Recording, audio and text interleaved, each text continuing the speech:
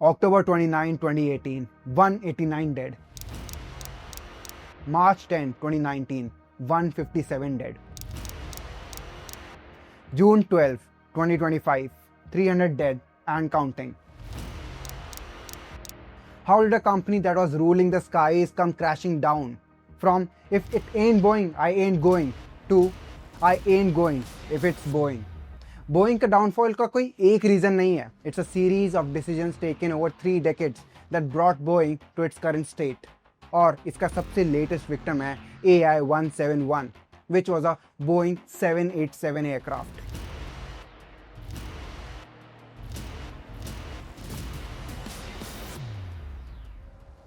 ये flight schedule थी from Ahmedabad to London carrying 266 people including the crew and sadly 265 people died. ये plane अपने take off के time पे रिक्वायर्ड लिफ्ट जनरेट नहीं कर पाया एंड एयरपोर्ट के पास BJ मेडिकल कॉलेज में जाके क्रैश हो गया. प्लेन जहाँ पे क्रैश होता है वो मेडिकल कॉलेज का मेस था जहाँ काफ़ी लोग लंच कर रहे थे. इमेजिन करो आप आराम से बैठकर लंच कर रहे हो and all of a sudden a plane crashes into your mess. बहुत ही डरावना मंजर रहा होगा. The actual death count from the crash site has still not been confirmed, but after seeing all of this, you'll realize कि life कितनी unpredictable है. आपको मालूम नहीं कि एक next moment क्या हो जाए. Now comes the question that everyone is asking कि ये आखिर हुआ कैसे? Was it Boeing's manufacturing fault? Was it human error? Was it mechanical failure? इस टाइम पे कुछ भी बोलना would be just speculation. And as usual social media पे लोग अलग अलग theories पेश कर रहे हैं.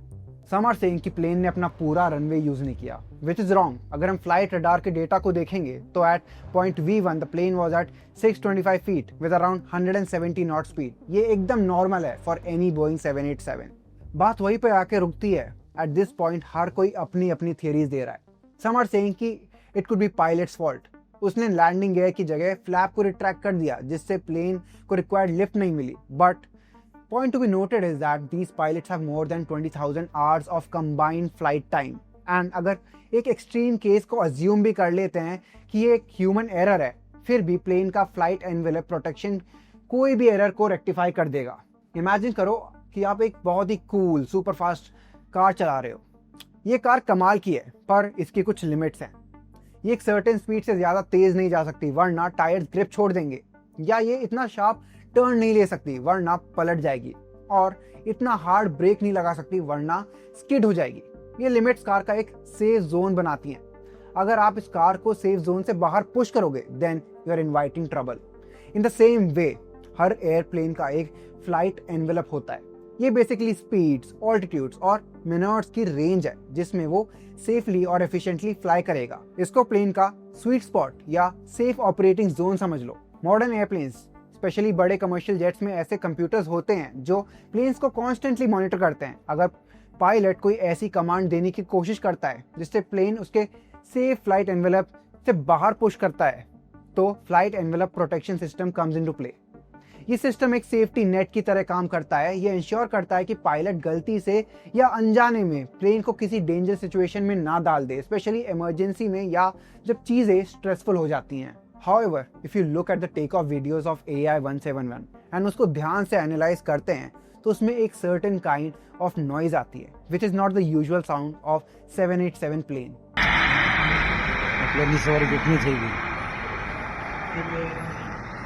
सुनाई दिया कुछ?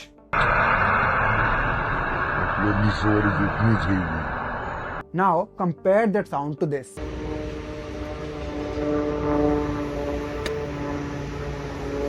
सिमिलैरिटी लगी? ये साउंड तब आता है जब प्लेन का RAT एक्टिवेट होता है. RAT means RAM air turbine. ये एक छोटा सा प्रोपेलर होता है जो प्लेन के मिड सेक्शन के पास होता है and it pops out during the failure of the engines. ये एक बैकअप जनरेटर का काम करता है. प्लेन आगे से बढ़ता है, प्रोपेलर तेज हवा में घूमता है and this in turn generates electricity. तो अगर मेन इंजन फेल भी हो जाए तो रैट इंश्योर करता है कि पायलट्स के पास अब भी वो बेसिक पावर है जिससे वो प्लेन को उड़ा सकते हैं, कम्युनिकेट कर सकते हैं और सेफली प्लेन को लैंड करा सकते हैं. फ्रॉम ऑल दीज वीडियोज ये तो कंफर्म है कि both the engines of the plane stopped working mid flight. But इसका रीजन क्या है ये तो आने वाला टाइम ही बताएगा. इस एयर क्रैश ने बोइंग के ऑलरेडी स्ट्रगलिंग बिजनेस को एक डेडली ब्लो दिया है जो पिछले साल हर महीने करीब $1 बिलियन का नुकसान झेल रही थी क्योंकि company safety crisis, quality control issues, worker strike झेल रही है. जब थर्सडे को न्यूयॉर्क स्टॉक मार्केट बंद हुए तो बोइंग के शेयर्स करीब 5% डाउन थे। वैसे बोइंग एंड कंट्रोवर्सीज का नाता काफी पुराना है। 2024 में अलास्का एयरलाइंस की एक फ्लाइट के बीच हवा में उसका दरवाजा निकल जाता है एंड बाद में रिपोर्ट में पता चलता है कि जो दरवाजा मिड एयर निकल गया था उसमें 4 बोल्ट्स मिसिंग थे। So how exactly did a company जो कि अपने इंजीनियरिंग के लिए जानी जाती थी इस मोड़ पर खड़ी हो चुकी है जहां उसके मिड एयर पार्ट्स ही निकल जाते हैं? Let's declutter it for you.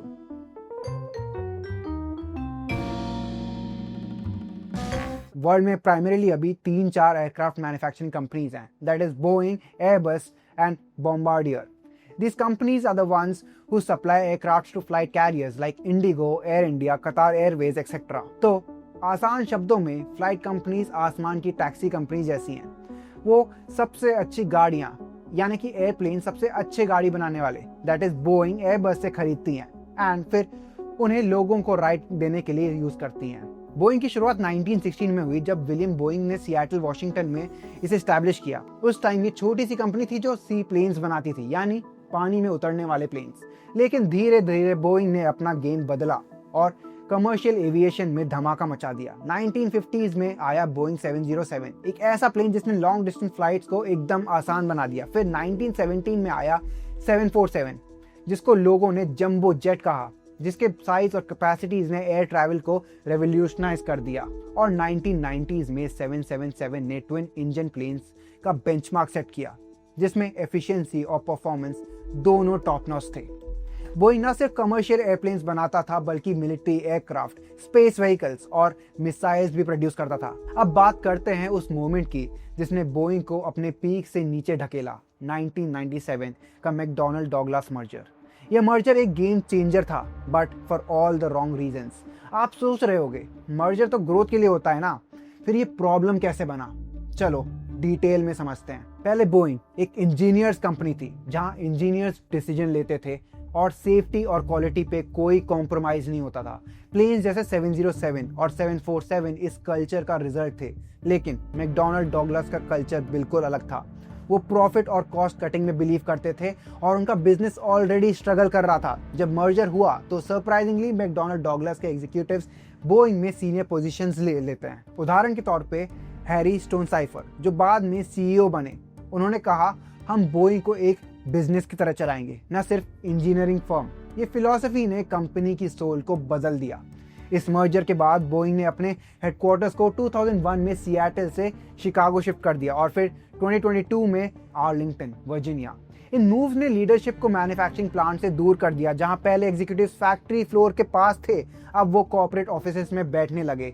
इससे एक डिस्कनेक्ट पैदा हुआ। मैनेजमेंट को ग्राउंड लेवल इश्यूज का पता ही नहीं चलता था। कॉस्ट कटिंग और आउटसोर्सिंग का दौर शुरू हुआ। बोइंग ने अपने की सप्लायर स्पिरिट एरोसिस्टम जो पहले उसके ही विचित्रा डिवीजन का था, 2005 में प्राइवेट इक्विटी इन्वेस्टर्स को बेच दिया।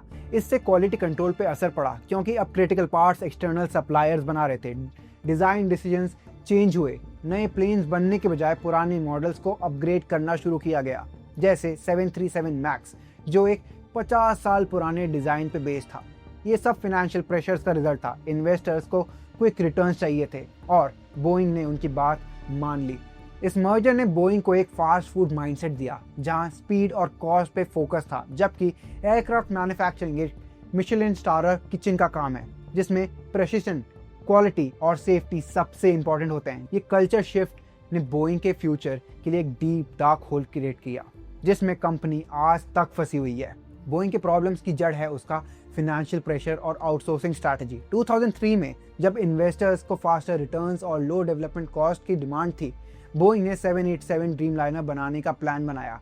एक ऐसा प्लेन जो 777 से हाफ कॉस्ट में बना हो और रेवोल्यूशनरी कंपोजिट एयरफ्रेम टेक्नोलॉजी का यूज करता हो। लेकिन इसके लिए उन्होंने एक रिस्की स्ट्रैटेजी अपनाई जो उन्होंने मैकडॉनल्ड डॉगलास से सीखी। डिजाइन और डेवलपमेंट कॉस्ट को सप्लायर पे डाल दो। उन्होंने सब कॉन्ट्रैक्टर्स को इकट्ठा किया, जापान के heavy industrial conglomerates, Alenia Aeronautica, Vought aircraft industries, उन्हें पार्ट्स असाइन किए और सिर्फ पार्ट्स बनाने को ही नहीं बल्कि डिजाइन करने को भी कहा।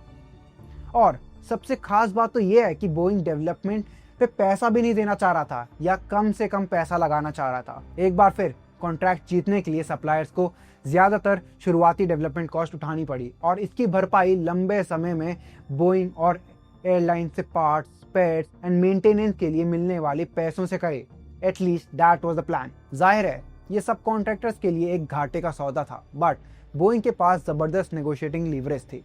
कमर्शियल एयरक्राफ्ट मार्केट में आधा हिस्सा उनके पास होने की वजह से कोई भी बोइंग कॉन्ट्रैक्ट बिना किसी बोइंग कॉन्ट्रैक्ट से ज़्यादा बेहतर था। इसलिए सब कॉन्ट्रैक्टर्स मान गए और बोइंग का सबसे एडवांस एयरक्राफ्ट पिछली डेवलपमेंट कॉस्ट के एक फ्रैक्शन में बनने का प्लान आगे बढ़ा। एक नया एयरप्लेन बनाने की स्पीड बढ़ाना और कॉस्ट कम करने का यूटोपियन विजन फेल्ड। प्लेन 3 साल लेट हो गया। जब पहली बार 787 को रिपोर्टर्स, डिग्नेटरीज और एम्प्लॉयज के सामने रोल आउट किया गया तो मौजूद लोगों ने नोटिस किया कि अगर आप व्हील के ऊपर से देखो तो कैबिन से दिन की रोशनी दिखती और अगर आप कॉकपिट के फ्रंट विंडो से देखो तो पैसेंजर कैबिन दिखता। जैसा कि सप्लायर्स और एम्प्लॉयज ने बाद में बताया, वो प्लेन कम था और स्ट्रक्चर ज्यादा। अंदर ना तो फ्लोर था, ना वायरिंग, ना सिस्टम्स, ना plumbing. This was ready for a photo and not for flying. As a result, it got delayed by 2.5 years more. आज तक डिस्पाइट कमर्शियल सक्सेस और 1 बिलियन पैसेंजर कैरिंग 787 ने बोइंग और उसके सप्लायर्स के लिए फाइनेंशियल प्रॉमिसेस पूरे नहीं किए क्योंकि मैन्युफैक्चरिंग प्रोसेस ओवरली कंपार्टमेंटलाइज था। अब बात करते हैं उन क्रैशेस के बारे में जिन्होंने बोइंग की रेपुटेशन को बर्बाद कर दिया। ये इंसिडेंट्स दिखाते हैं कि कैसे कंपनी के गलत डिसीजंस ने सेफ्टी को खतरे में डाला। बोइंग ने 2017 में 737 मैक्स लॉन्च किया, जो उसके पुराने 737 सीरीज का एक नया फ्यूल एफिशिएंट वर्जन था। लेकिन ये प्लेन बनाने के पीछे एक बड़ी वजह थी एयरबस का कंपटीशन। एयरबस ने अपना फ्यूल एफिशिएंट A320 लॉन्च किया और बोइंग के सारे रिसोर्सेज ऑलरेडी 787 ड्रीमलाइनर में इन्वॉल्व थे। तो उन्होंने सोचा कि एक नया प्लेन बनाने के बजाय पुराने 737 डिजाइन को ही ट्विक कर देते हैं, which will save the cost. But A320 and 737 में एक बड़ा डिफरेंस था। यहाँ 737 और एयरबस A320 का एक स्केच है। देखो कैसे 737 A320 से जमीन से ज्यादा करीब है। इसका मतलब था कि एयरबस अपना A320 के विंग के नीचे एक नया इंजन लगा सकता था, लेकिन बोइंग 737 के विंग के नीचे उतनी जगह नहीं थी। लेकिन कुछ महीनों बाद बोइंग के product development head came out and he said, हमने एक तरीका निकाल लिया है जिससे विंग के नीचे भी एक बड़ा इंजन फिट हो सकता है। उसका सोल्यूशन था इंजन को विंग के ऊपर शिफ्ट कर देना ताकि वो थोड़ा ऊंचा हो जाए और उनके 737 में फिट हो सके। यहाँ उस अपडेटेड 737 का हवा में एक प्रमोशनल वीडियो है। आप देख सकते हैं कि इंजन का ऊपरी हिस्सा विंग के ऊपर है। बोइंग ने इस मॉडल को 737 मैक्स का नाम दिया और एयरबस की तरह बोइंग ने भी कहा कि उसका नया प्लेन पिछले वाले से बहुत सिमिलर है, इसलिए पायलट्स को ज़्यादा ट्रेनिंग की ज़रूरत भी नहीं पड़ेगी। 737 मैक्स मार्केट में सबसे ज़्यादा बिकने वाला प्लेन बन गया और इसने बोइंग को एयरबस से टक्कर लेने में भी मदद दी। मगर इंजन को 737 पर ऊपर करने का एक साइड इफेक्ट था। जब 737 मैक्स फुल थ्रस्ट में होता था, जैसे टेक ऑफ के दौरान, तो नोज बहुत ज्यादा ऊपर उठने लगती थी जिससे स्टॉल हो सकता था। ये एक प्रॉब्लम थी क्योंकि इन प्लेन्स को पुराने वाले प्लेन्स की तरह बिहेव कराना था। तो बोइंग ने एक वर्क अराउंड निकाला। प्लेन्स को री इंजीनियर करने के बजाय उन्होंने एक सॉफ्टवेयर इंस्टॉल कर दिया जो ऑटोमेटिकली नोज को नीचे ढकेल देता है अगर पायलट प्लेन को बहुत ऊपर वाले एंगल पर उड़ाता है। इससे उन्होंने मेनोरिंग कैरेक्टरिस्टिक्स ऑगमेंटेशन सिस्टम या फिर MCAS कहा। लेकिन क्योंकि बोइंग 737 मैक्स को लगभग 737 जैसा बता के ही बेच रहा था, तो उन्होंने नए MCAS सिस्टम को हाईलाइट ही नहीं किया। कई पायलट्स को पहली बार कॉकपिट में जाने के बाद 2 घंटे के iPad कोर्स में ये सब पता चल रहा है और ट्रेनिंग मटेरियल में MCAS सॉफ्टवेयर का जिक्र ही नहीं था। 2018 में कई अमेरिकन पायलट्स ने फेडरल गवर्नमेंट से शिकायत की कि 737 मैक्स अचानक से नोज डाउन हो रहा है। ये सिस्टम प्लेन को स्टॉल होने से बचाने के लिए था, लेकिन इसमें एक बड़ा फ्लॉ था। ये सिर्फ एक एंगल ऑफ अटैक सेंसर पे डिपेंड करता था। अगर ये सेंसर गलत डेटा देता तो MCAS प्लेन को नीचे ढकेल देता, चाहे पायलट कितना भी कंट्रोल करने की कोशिश कर ले। ये फ्लॉ 2 बड़े क्रैशेस का रीजन भी बना। 29 अक्टूबर 2018 को लायन एयर फ्लाइट 610 एक बोइंग 737 मैक्स 8 जकार्ता से पिनांग जा रहा था। टेक ऑफ से सिर्फ 13 मिनट बाद ये प्लेन जावा सी में क्रैश हो गया। सारे 189 लोग, पैसेंजर्स और क्रू मर गए। ये था 737 मैक्स का एक पहला बड़ा क्रैश और लोग शॉक में थे। इन्वेस्टिगेशन में पता चला कि MCAS सिस्टम ही इसका मेन विलन था। एक फॉल्टी सेंसर ने गलत रीडिंग दी, जिससे MCAS ने प्लेन को नोज डाइव कराया। पायलट्स के पास इसको काउंटर करने का कोई चांस ही नहीं था, क्योंकि उन्हें इस सिस्टम के बारे में प्रॉपर ट्रेनिंग दी ही नहीं गई थी। मैनुअल्स में भी MCAS का सिर्फ एक छोटा सा मेंशन था। ये एक बड़ा डिजाइन फ्लॉ था और लोगों ने कहा कि बोइंग ने सेफ्टी से ज्यादा प्रॉफिट्स को प्रायोरिटी दी है।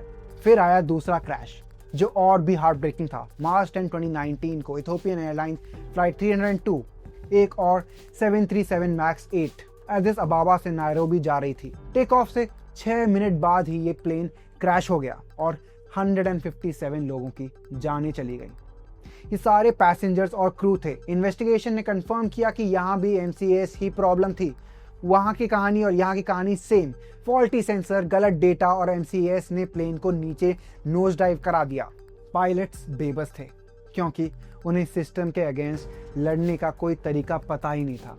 दोनों क्रैशेस के बाद पूरी 737 मैक्स फ्लीट दुनिया भर से ग्राउंड हो गई। कोई भी कंट्री इसे फ्लाई नहीं कर सकती। बोइंग पे सवाल उठने लगे। इन क्रैशेस ने 346 लोगों की जान ली और बोइंग को बिलियन ऑफ डॉलर्स का लॉस हुआ, इंक्लूडिंग 2.5 बिलियन डॉलर्स का सेटलमेंट। अब जंप करते हैं 2024 पे, एक और इंसिडेंट जो बोइंग के क्वालिटी कंट्रोल को एक्सपोज कर देता है। 5 जनवरी 2024 को अलास्का एयरलाइंस का फ्लाइट 1282 एक 737 मैक्स 9 पोर्टलैंड से ओंटारियो जा रहा था। जब प्लेन 16,000 फीट पे था, तब एक डोर प्लग जो इमरजेंसी एग्जिट की जगह पे लगा होता है, एकदम ब्लो आउट हो गया। प्लेन में एक बड़ा सा होल हो गया और प्रेशर की वजह से अनकंट्रोल्ड डिकम्प्रेशन हुआ। थैंकफुली प्लेन वापस पोर्टलैंड इंटरनेशनल एयरपोर्ट पे इमरजेंसी लैंडिंग कर पाया और कोई भी पैसेंजर सीरियसली इंजर्ड नहीं हुआ। इन्वेस्टिगेशन में पता चला कि डोर प्लग को होल्ड करने वाले 4 बोल्ट्स मिसिंग थे। ये बोल्ट्स मैन्युफैक्चरिंग के टाइम लगाए जाने चाहिए थे, लेकिन नहीं लगाए गए। ये एक बड़ा क्वालिटी कंट्रोल फेल था। FAA ने तुरंत 171 737 मैक्स 9 प्लेन्स को ग्राउंड करा दिया इंस्पेक्शंस के लिए, और यूनाइटेड एयरलाइंस ने भी अपने प्लेन्स में लूज बोल्ट्स पाए। ये इंसिडेंट ने बोइंग के प्रोडक्शन प्रोसेस में बड़े सवाल उठाए। क्या ये कंपनी अब भी सेफ्टी को सीरियसली लेती थी? नाउ द क्वेश्चन कम्स कि अगर इतनी सारी इंटरनल इश्यूज चल रहे थे, तो कभी किसी ने कंप्लेन क्यों नहीं की इसके रिगार्डिंग?